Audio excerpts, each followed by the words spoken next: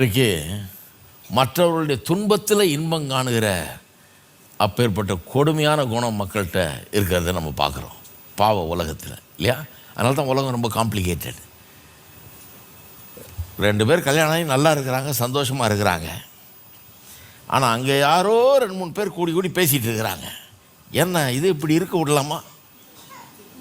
இவங்க மட்டும் ஏன் சந்தோஷமாக இருக்கட்டும்?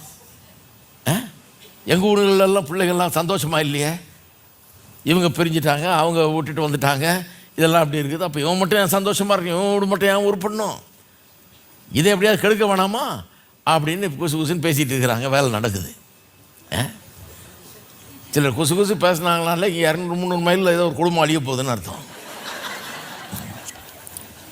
பேசிகிட்டு இருக்கிறாங்க. பேசி அதை அழிக்கிற வரைக்கும் விட மாட்டாங்க பாருங்கள். அவ்வளோ பவர். இதுக்கு பாம்பெல்லாம் தேவையில்லை, துப்பாக்கி தேவையில்லை, மிசைல்ஸ் தேவையில்லை, ஒன்றும் இல்லை. வாயால் பேசியே உலகத்தையே அழிச்சிருவாங்க ஜனங்க. அப்போ ஏற்பட்ட ஆள்கள் பாருங்கள். பாவம் அப்படி பண்ணியிருக்குது பாருங்கள்.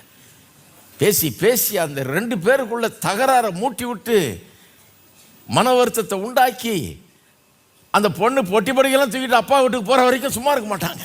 போன உடனே அவங்களுக்கு ஒரு பெரிய சந்தோஷம். போயிட்டா அவ போயிட்டா, உனக்கு பிடிக்கலன்னா நீ போயிடு, நான் வேறு கல்யாணம் பண்ணி வைப்பேன். என்ன வாயில் எப்படி வருது பாருங்கள் வார்த்தைங்க.